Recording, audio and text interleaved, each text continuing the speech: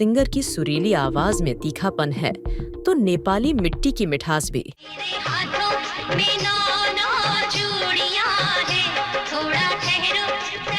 अपने 25 साल के सिंगिंग करियर में इन्होंने न जाने कितने ही ऐसे मधुर और सुपरहिट गाने गाए हैं, जिसकी खुशबू से आज भी जमाना महकता है।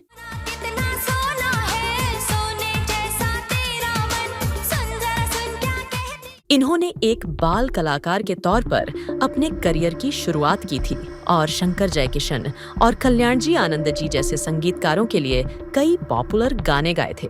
वहीं 90 के दशक में तो इन्होंने हिट गानों की झड़ी लगा दी थी।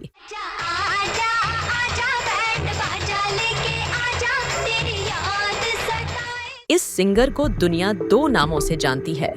70 और 80 के दशक में इन्हें सुषमा श्रेष्ठ के नाम से शोहरत मिली, जबकि 90 और इसके बाद के दशक में इन्होंने पूर्णिमा श्रेष्ठ के नाम से ख्याति अर्जित की।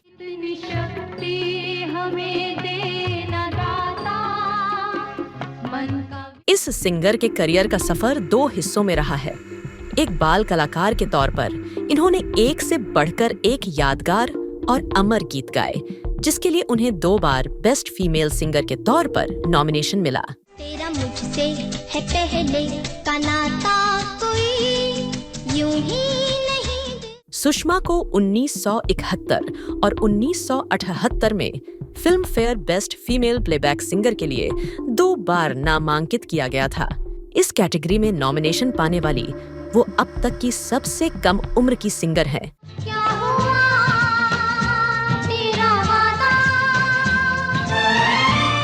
वहीं जब पूर्णिमा ने एक बालिग सिंगर के तौर पर जब अपने करियर की शुरुआत की, तो टहलका मच गया। इनके गानों को न सिर्फ बेशुमार चर्चा और शोहरत मिली, बल्कि इन्हीं पॉपुलर और हिट गानों ने इन्हें बदनामी और आलोचना भी दिलाई।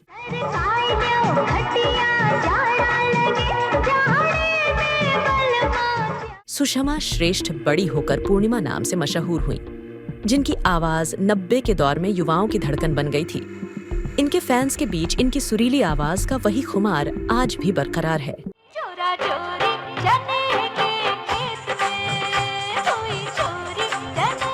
इस सिंगर ने अलका याग्निक, अनुराधा पौडवाल और कविता कृष्णमूर्ति जैसी बेहतरीन सिंगर्स के दौर में एक अलग और खास पहचान बनाई, जिनके गाने आज भी सुनने पर न सिर्फ दिल गुलजार हो उठता है, बल्कि मन मस्तिष्क मंत्रमुग्ध होकर नई दुनिया में पहुंच जाता है।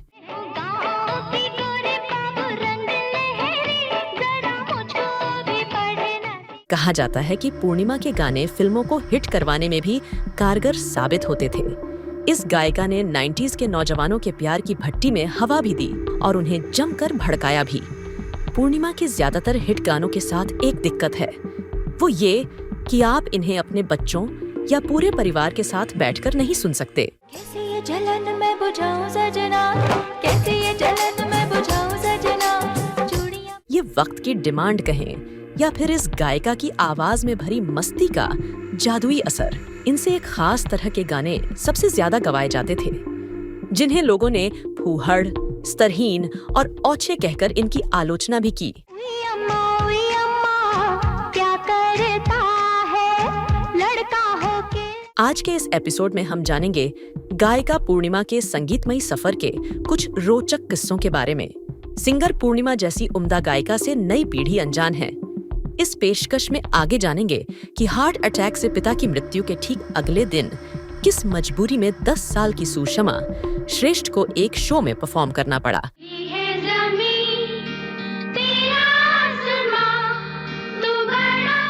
साथ ही बताऊंगी कि वो कौन सी म्यूजिक डायरेक्टर जोड़ी थी जिसने अपने गाने हिट कराने की नीयत से पूर्णिमा से एक के बाद एक कथित तौर पर तमाम गंदे, ओछे और दो अर्थी गाने गवाए, जो उनके करियर की बर्बादी की सबसे बड़ी वजह बन गया।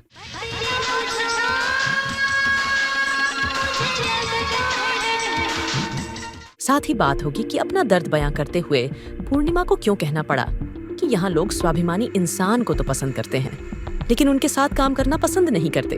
इसके अलावा अंत में जानेंगे कि आखिर क्यों और कैसे इस बेहतरीन गायिका को बॉलीवुड ने भुला दिया और आज ये गुमनामी की जिंदगी जीने को मजबूर है। इन सारी बातों पर विस्तार से आने से पहले जान लेते हैं पूर्णिमा के शुरुआती सफर की कहानी।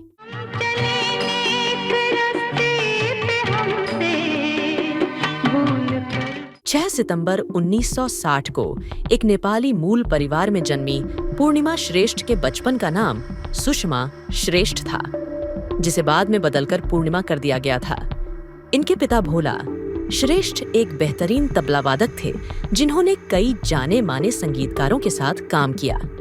भोला श्रेष्ठ ने अपने करियर की शुरुआत नेपाल के काठमांडू से की थी, जबकि बाद में वो कोलकाता शिफ्ट हुए और जब इन्हें फिल्म इंडस्ट्री में काम मिलने लगा था तो ये मुंबई आ गए। ये 1950 और 1960 के दशक में फिल्म इंडस्ट्री में सक्रिय थे। इनकी मां निर्मला श्रेष्ठ भी संगीत से जुड़ी थी और आशा भोसले की अच्छी दोस्त थीं। पूर्णिमा ने एक बातचीत में बताया था कि जब उनका जन्म होने वाला था तब उनकी मां आशा भोसले से गाने सुनती थीं। वो भगवान से प्रार्थना करती थीं कि उनकी संतान की आवाज भी आशा भोसले की तरह सुरीली हो। मां की प्रार्थना कामयाब हुई और जिस बेटी ने घर में जन्म लिया उसे 5 साल की उम्र से ही गाने का शौक लग गया।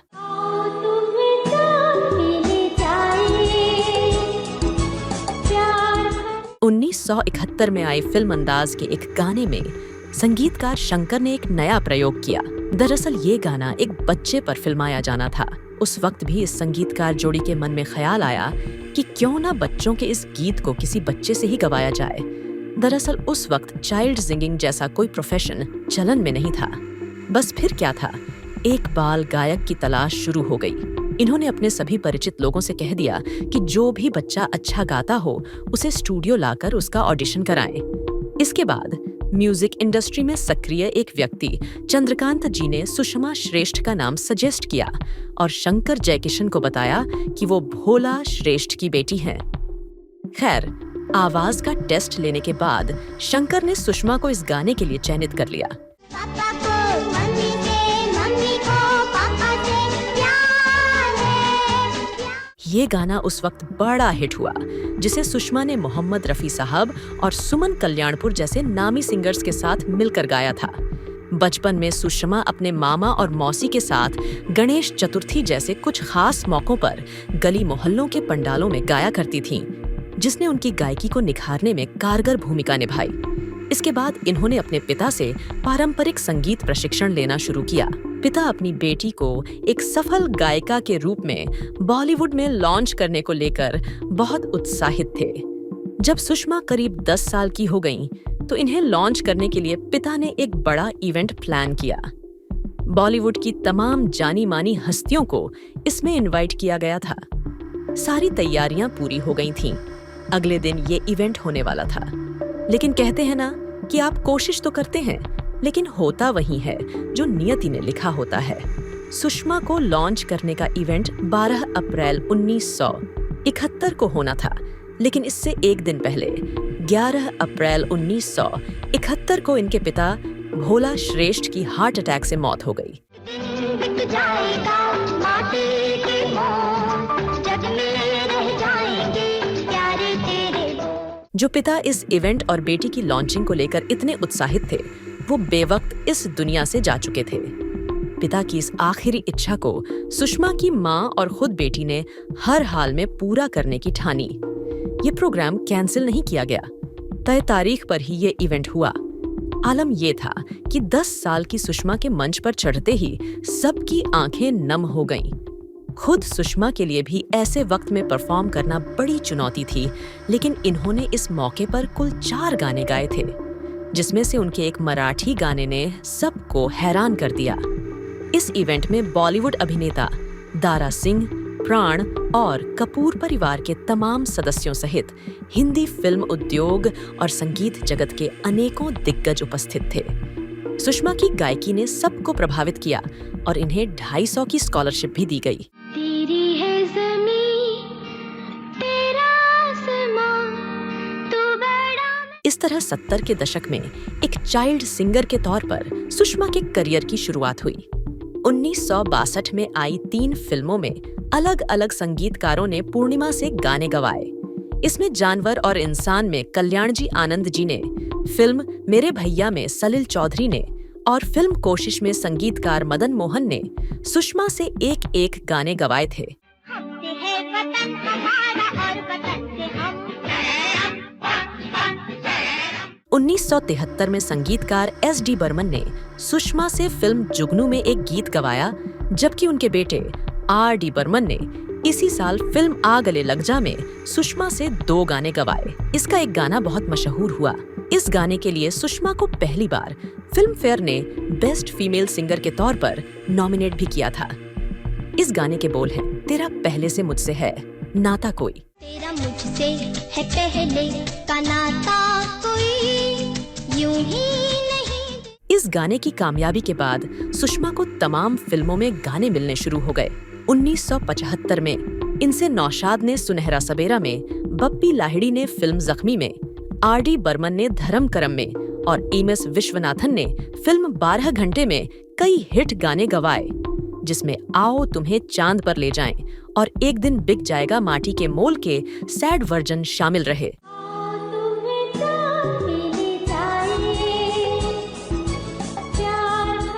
1978 में आई फिल्म हम किसी से कम नहीं में एक बार फिर R.D. बर्मन ने पूर्णिमा से एक शानदार और यादगार गीत गवाया, जिसने इन्हें एक सिंगर के तौर पर न सिर्फ बेशुमार शोहरत दिलाई, बल्कि इस गाने के लिए सुषमा को एक बार फिर film fair best female singer के तौर पर नॉमिनेट किया गया।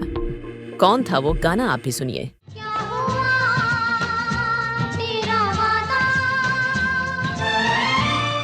70 के दशक के आखिरी सालों में भी पूर्णिमा ने कई हिट गाने गाए। इस दौरान इन्होंने सी रामचंद्र, अनिल बिस्वास, S.D. बर्मन, रविंद्र जैन और बप्पी लाहिड़ी जैसे अन्य प्रसिद्ध संगीतकारों के साथ काम किया।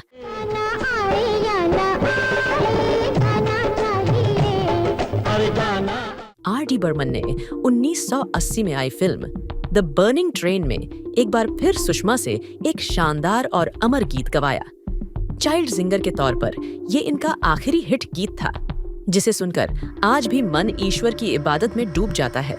साल 1980 में 18 साल की उम्र में सुषमा श्रेष्ठ की शादी हो गई।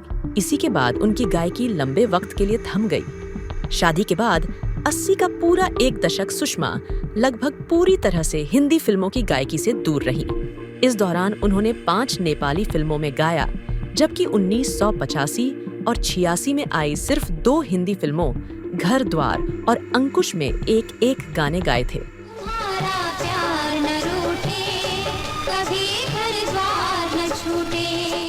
शादी के बाद सुषमा श्रेष्ठ ने स्टेज शो में भी परफॉर्म करना बंद कर दिया था, जिसकी वजह से उन्हें प्लेबैक सिंगिंग के ऑफर भी मिलने बंद हो गए। सुषमा श्रेष्ठ के तौर पर उन्होंने आखिरी बार पुष्पा पगधारे के साथ एन चंद्रा की फिल्म अंकुश में इतनी शक्ति हमें देना दाता गाया था। इसके बाद इन्होंने खुद को रीलॉन्च करने का मन बनाया, लेकिन जब फिल्मों में गाने नहीं मिले तो इन्होंने जिंगल्स पर ध्यान केंद्रित किया।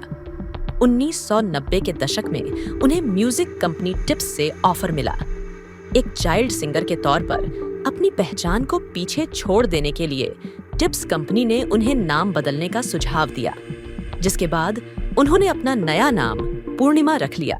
शाम है धुआं धुआं। नए नाम के साथ पूर्णिमा श्रेष्ठ ने 1991 में बॉलीवुड में वापसी की। अब वो बालिग हो चुकी थीं और प्रॉपर प्लेबैक सिंगर के तौर पर अपनी दूसरी पारी खेलने को तैयार थीं। बॉलीवुड में फिल्मकारों और संगीतकारों से उनका परिचय पहले से ही था। नतीजन उन्हें ज्यादा दिक्कत नहीं हुई और उन्हें फिल्में मिलने लगीं। 1992 में आई फिल्म मां में अनु मलिक ने पूर्णिमा से एक ऐसा गाना गवाया जो उस वक्त हर किसी की जुबान पर चढ़ गया था। जया प्रदा पर फिल्माया गया ये गाना आज भी तमाम लोग पसंद करते हैं। बरसात में जब आएगा सावन का महीना, साजन को बना लूंगी। 1992 में आई डेविड धवन की फिल्म बोल राधा बोल से पूर्णिमा ने दमदार वापसी की।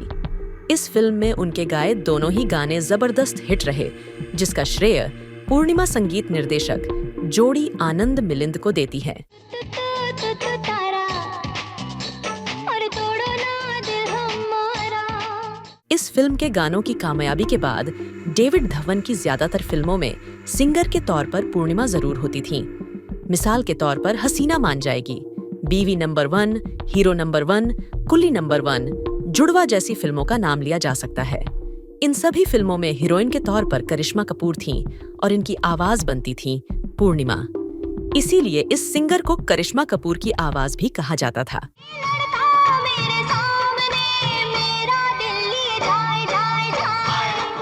बालिग होने के साथ ही पूर्णिमा की आवाज भी मैच्योर और मखमली हो चुकी थी।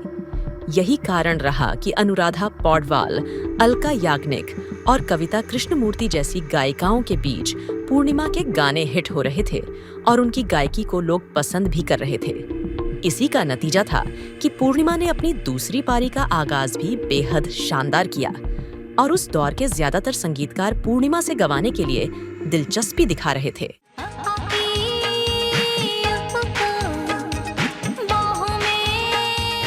1992 में पूर्णिमा ने 5 फिल्मों में गाने गाए, जिनके कई गाने सुपरहिट रहे। इसके बाद उनके पास ढेर सारी फिल्मों में गाने के ऑफर्स आ गए। फिल्म बोल राधा बोल की कामयाबी के बाद आनंद मिलिंद ने पूर्णिमा से एक और फिल्म में गाना गवाया, जिसका नाम था अंजाम, और इसके गीतकार थे समीर अंजान। इसी फिल्म में पूर्णिमा से भी अनजाने में एक गलती हुई। इस फिल्म में समीर का लिखा एक गीत बहुत चर्चित और हिट रहा।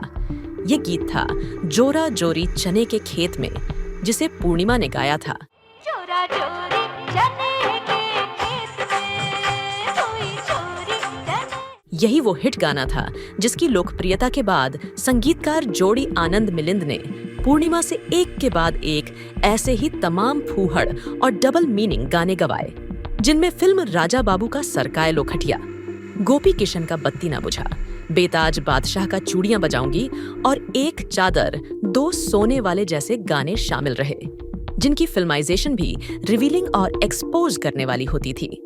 इन सभी गानों के संगीतकार आनंद मिलिंद और गीतकार समीर अंजान रहे। चूड़ियां बजाऊंगी, प्रेम धुन गाऊंगी। अनु मलिक ने भी पूर्णिमा श्रेष्ठ से कई फिल्मों में तमाम हिट गाने गवाए हैं। इनमें बरसात में जब आएगा, सावन का महीना, ऊंची है बिल्डिंग, जवानी दीवानी, लड़के आज के लड़के, शाम है धुआं धुआं और बीवी नंबर 1 जैसे सुपरहिट गाने शामिल हैं।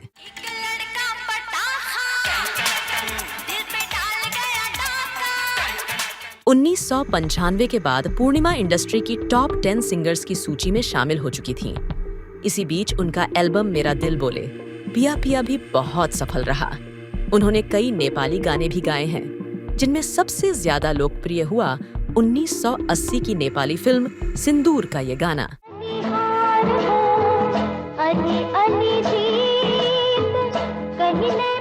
दो अर्थी और भड़काने वाले इस तरह के गानों को लगातार मिल रही लोकप्रियता के चलते ही आनंद मिलिंद ने पूर्णिमा से अलग अलग फिल्मों में ऐसे करीब 20 गाने गवा डाले। इनमें ज्यादातर गीत फूहड़ता का कलेवर लपेटे हुए थे।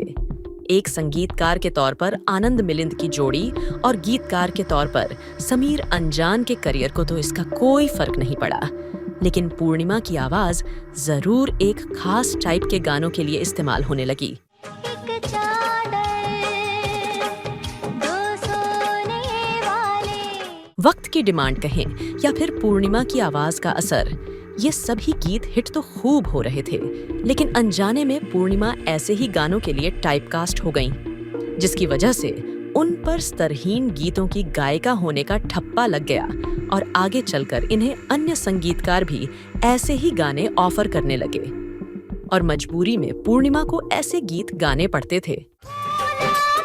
देख साजन मेरे जोबन को, चुनरी जरा। अब उनकी इमेज ऐसी गायिका के तौर पर बन चुकी थी जिसे तमाम लोग इज्जत की नजर से नहीं देखते थे और उन्हें स्तरहीन गीतों की गायिका के तौर पर देखते थे।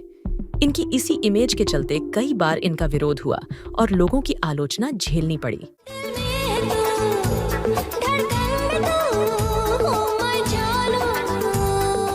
90 के दशक के मिड में चोली के पीछे क्या है और राणा जी माफ करना जैसे तमाम ऐसे गाने आए, जिसने गानों में फूहड़ता और गंदगी पर एक नई चर्चा छेड़ दी।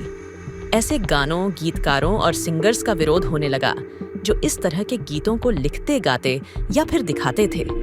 इसका असर ये हुआ कि इला अरुण, पूर्णिमा श्रेष्ठ जैसी फीमेल सिंगर्स की खूब आलोचना हुई और अलका याग्निक जैसी गायिका को भी चोली के पीछे क्या है गाने के लिए विरोध का सामना करना पड़ा था। टुकुर टुकुर देखते हो क्या? जुल्फें तेरी कुल मिलाकर स्तरहीन गीतों की गायिका के तौर पर टाइपकास्ट होना और आनंद मिलिंद के संगीत में बने फूहड़ गीतों को गाते चले जाना पूर्णिमा के करियर पर भारी पड़ा और उनका करियर धीरे धीरे खत्म होता चला गया। जहां उन्हें 90 के दशक के आखिरी सालों में अमूमन हर साल 8 से 10 फिल्मों में गाने के मौके मिलते थे, वहीं ये संख्या साल 2002 के बाद सिमटकर 1 या 2 फिल्मों पर आ गई। हुई माँ, ये क्या हो गया? जाने साल 2009 में उन्होंने सनम तेरी कसम में आखिरी बार किसी हिंदी फिल्म के लिए गाया था। इसके बाद किसी भी बड़ी हिंदी फिल्म में उन्हें मौका नहीं मिला। मजबूरी में वो अब कुछ क्षेत्रीय भाषाओं की फिल्मों में अपनी आवाज देती हैं। हिंदी फिल्मों में करियर खत्म होने के बाद आमतौर पर स्टेज शो में भी सिंगर्स की डिमांड कम हो जाती है। पूर्णिमा के साथ भी यही हुआ। जाने या फिर अनजाने में वो टाइपकास्ट होकर इंडस्ट्री से बाहर हो गईं। अब वो गुमनामी की जिंदगी बिताने को मजबूर हैं, जिसका मलाल उन्हें आज भी है। हाल फिलहाल उनके बयानों से यही जाहिर होता है कि संगीत इंडस्ट्री से उन्हें शिकायतें हैं। तभी तो उन्होंने कहा था कि हमारे बॉलीवुड में लोग स्वाभिमानी लोगों के साथ काम करना पसंद नहीं करते। धीरे नजर लड़ने दे, हौले हौले लहर चढ़ने दे, धीरे धीरे नजर लड़ने दे। खैर, अपने करियर में पूर्णिमा श्रेष्ठ ने जतिन ललित, राम लक्ष्मण, नदीम श्रवण, विजू शाह, आनंद राज, आनंद, निखिल विनय, आदेश श्रीवास्तव और प्रीतम जैसे संगीतकारों के साथ भी तमाम हिट गाने गाए हैं। उन्होंने जूही चावला, माधुरी दीक्षित, मनीषा कोइराला, सुष्मिता सेन, शिल्पा शिरोडकर, करिश्मा कपूर, रवीना टंडन, काजोल, रानी मुखर्जी, मधु, तब्बू और श्रीदेवी जैसी कई अभिनेत्रियों को अपनी आवाज दी।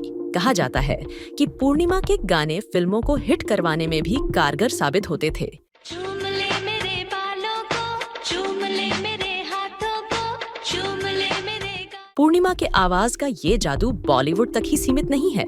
उन्होंने हिंदी के अलावा लगभग सभी प्रमुख भारतीय भाषाओं जैसे तमिल, तेलुगु, मराठी, उड़िया, असमिया, छत्तीसगढ़ी, गुजराती, बंगाली, पंजाबी, हरियाणवी, अरबी और नेपाली गीतों में अपनी आवाज दी है। साल 2017 में उन्हें भारत के उपराष्ट्रपति के हाथों मोहम्मद रफी पुरस्कार दिया गया था।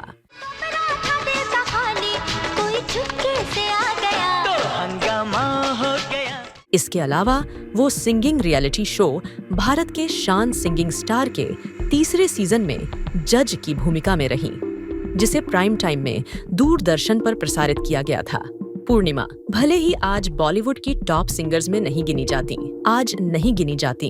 लेकिन अब भी वो अपने फैंस के लिए सुपरस्टार सिंगर हैं। जब एक लड़का किसी लड़की से मिले, उसे हो जाता है प्यार। पूर्णिमा श्रेष्ठ की लंबी उम्र और सेहतमंद जिंदगी की कामना के साथ ही मैं आपसे इजाजत लेती हूँ। कार्यक्रम पसंद आया हो तो चैनल को सब्सक्राइब करिएगा।